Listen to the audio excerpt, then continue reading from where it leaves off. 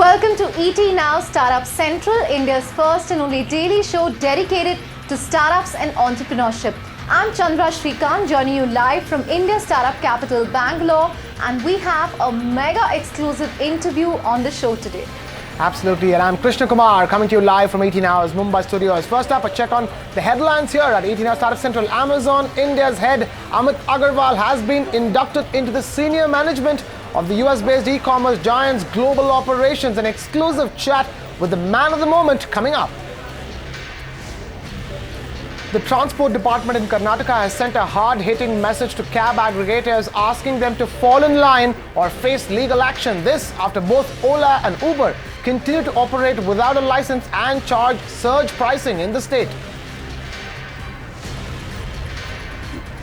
PayPal co-founder Max Levchin makes his first India investment with ClearTax, where he participated in a seed round of funding. ClearTax co-founder and CEO Archit Gupta joins us exclusively on the show today to take us through the details.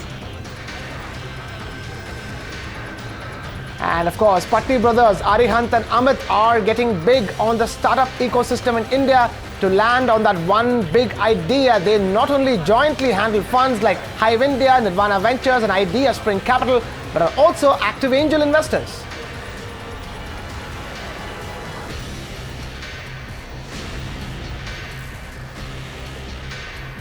We kick it off then with the exclusive that we promised. Amazon India country manager Amit Agarwal spoke to us exclusively after his recent elevation to the S team, which is the highest executive leadership at Amazon. He also spoke about the recent norms with respect to FDI in e-commerce, the first time he's spoken about that, and also Amazon's plans to invest aggressively going forward at a time when Flipkart and Snapdeal are really struggling to raise funds. Let's listen in then to this exclusive conversation. It's very exciting and humbling for sure. But I think more importantly, it's an indication of how excited the Amazon leadership team is with the tremendous momentum Amazon India has seen in a very short span, and the commitment that we have to invest aggressively to ensure that we make strides in our ambition to transform how India buys and sells. And I mean, there's also your first interview after the whole, FDI norms came in e-commerce. A lot of mixed views on how this is impacting you, particularly the 25% rule. Can you give us your own take on, what Amazon makes of the norms? Is it good, or could there have been better clarity on that? I think at the first look at it, we really welcome the government's intent to bring in clarity as it relates to foreign investment marketplace model. As far as Amazon India is concerned, we have always been focused on building a very robust marketplace, something that is fair, transparent, inclusive.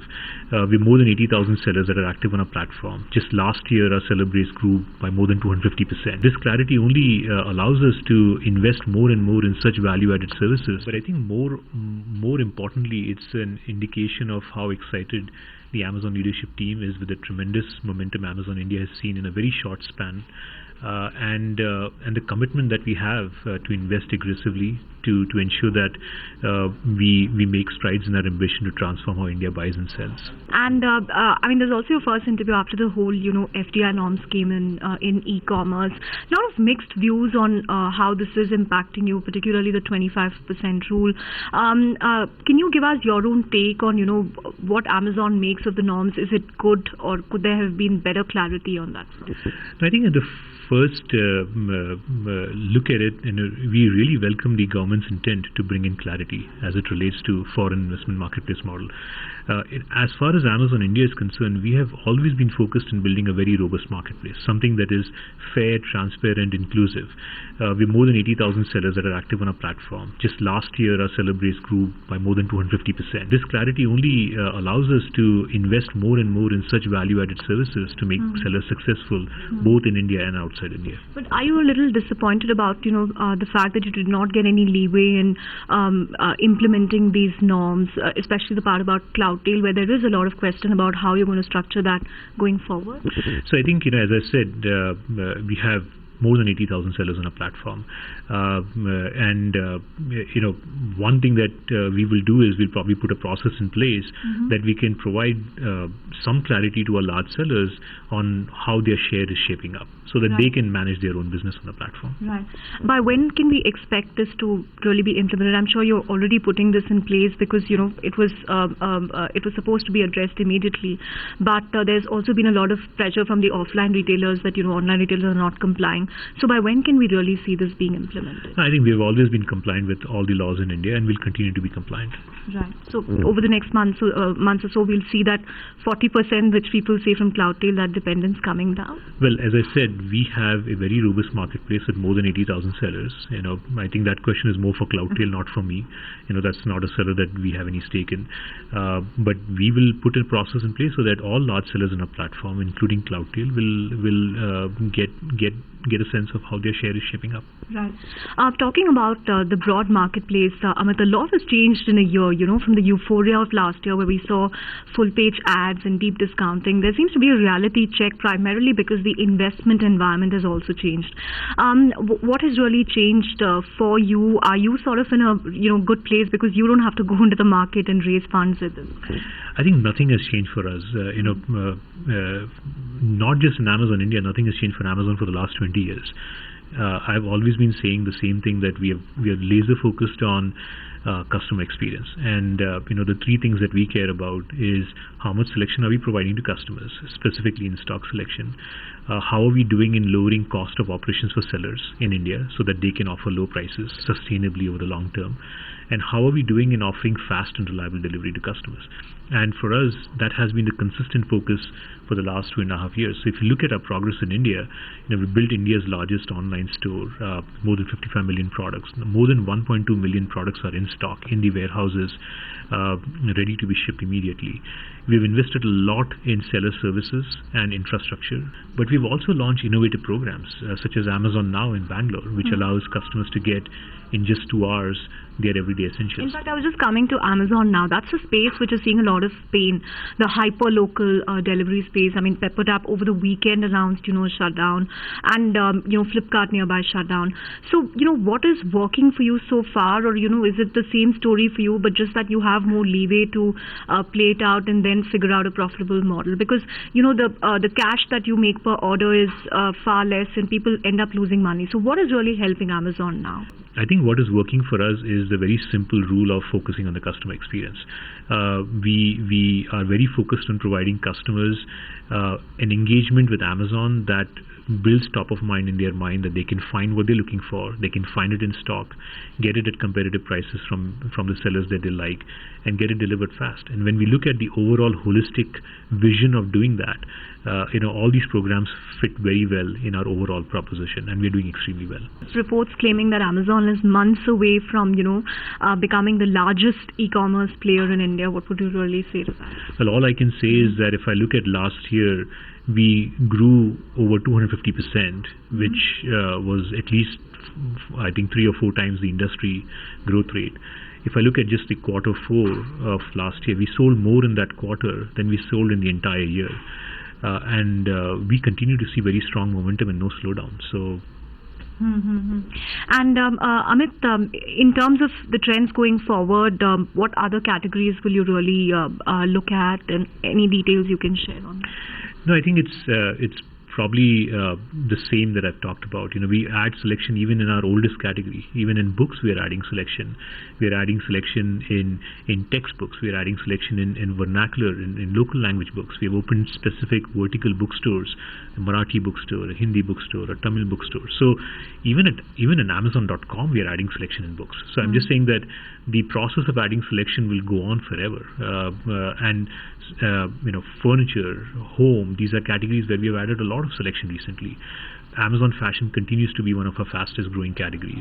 Troubles for cab aggregators in the country continue. The Transport Department in Karnataka has sent a hard-hitting message to them, asking them to fall in line or face legal action. This after both Ola and Uber continue to operate without a license and charge surge pricing.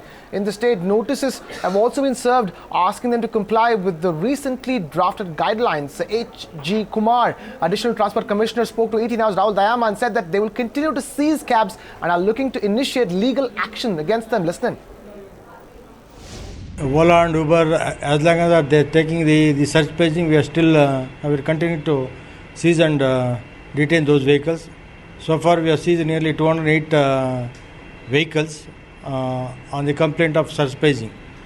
So we already announced our the final notification in the Gazette on April 2nd, wherein it is clearly mentioned they should not take more than the government has fixed the rate. If they are still continuing with the search paging, we are going to seize and detain the vehicles as well as initiating action. Troubles for Ola and Uber looks like continue to haunt them in just about every state in India. But moving on from that to the fundraising story of the day, and PayPal co-founder Max Levchin has made his India debut by participating in a seed round of funding in ClearTax. ClearTax co-founder and CEO Archit Gupta joins us exclusively on ET Now to really take us through the funding. Archit, thank you so much for talking to us. You've managed to get some marquee names from the Valley in this seed round. Take us through the details. Very excited to announce our fundraise today. We just closed a round of $1.3 million. That's like rupees 8.6 crores. So the best Silicon Valley investors invested, in our opinion, angel investors. Max Levchin, his first investment in India. He's the co-founder of PayPal and now runs a fintech firm called Affirm. Naval Ravikant invested. He's the founder CEO of AngelList. Then Scott and Sian Bannister invested. Scott was a board member at PayPal and then subsequently founded Ironport, which was acquired by Cisco for over $800 million. So, and Scott has invested in companies like Uber, Postmates, Facebook, Zappos. So we are again very excited to have them as our investors. Some of YC alums invested, like Ryan Peterson, who's the founder and CEO of Flexport, Sumon Sadhu, again a YC alum, and Paul Buchheit invested, who was the founder of Gmail and a YC partner. So yeah, like a very good list, and we are happy to announce to the world that we... Archit, as you said, this marks Max Levchin's debut in India. He's part of the infamous PayPal mafia, so to speak. But what is his role going to be in ClearTax going forward? Yeah, so Max, like, I think brings deep expertise in the fintech space, so like that really helps. And like Max's team are some of the best experts, I think, on fraud detection, security, thinking about like how to build and scale like a fintech company. So that we get, and a lot of deep ambition, like these guys have built what Vijay is trying to do with Paytm. So like we get like all of that, access to all of that expertise. So very happy to get that. This is Krishna coming to you from 18 Hours Mumbai Studios. Tell us, what exactly will you be using all this money for? I'm sure, you know, in the current environment where the funding tap is all but dried up, you will use it carefully. Yeah, so I think caution is now in the winds and we will be cautious. So yeah, most of the money will be spent in scaling the technology, product and engineering and design team. And we'll be scaling it out to about 75 people, 100 people odd, and we're building out a new office in HSR. So to all the startup people out there looking, come join us. We are hiring very aggressively in 2016. Archit, tell us, does that message then go out to other Flipkart engineers, considering you've poached, you know, about 3 or 4 of them recently? So like, the message goes out to all good engineers out there. Like, I don't think we have a company specific strategy. We are very strong. We have a very, what is the word I'm looking at? We are very, we admire Flipkart a lot because they've built out and scaled a company at that scale. So engineers at Flipkart have a lot of good discipline. We respect that. I don't think we are poaching from a specific company. We just like the people we hired.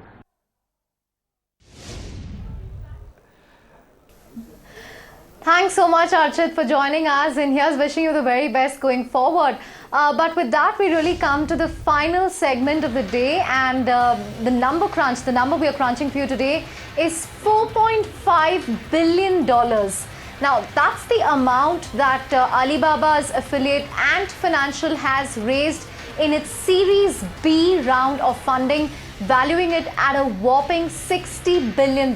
This is a record fundraise for any private company worldwide from funds. Really a big number to think about when the funding environment has become so difficult. It really talks about the potential of Ant Financial and payments in general. And Krishna, I guess this news will go down well with India's Paytm, because Ant Financial is one of the investors there. So clearly that funding tap is going to continue for Paytm. Yes, that's certainly good news for Vijay Shekhar Sharma, but Chandra must almost also say that looking at that number, I'm wondering how much of that from Alibaba is going to flow into India, not just Paytm, but Indian market per se going forward, considering the way unicorns in the country are being valued, or rather downvalued. But on that note, I'm going to wrap things up over here on ET Now Startup Central. But don't go anywhere, keep watching ET Now.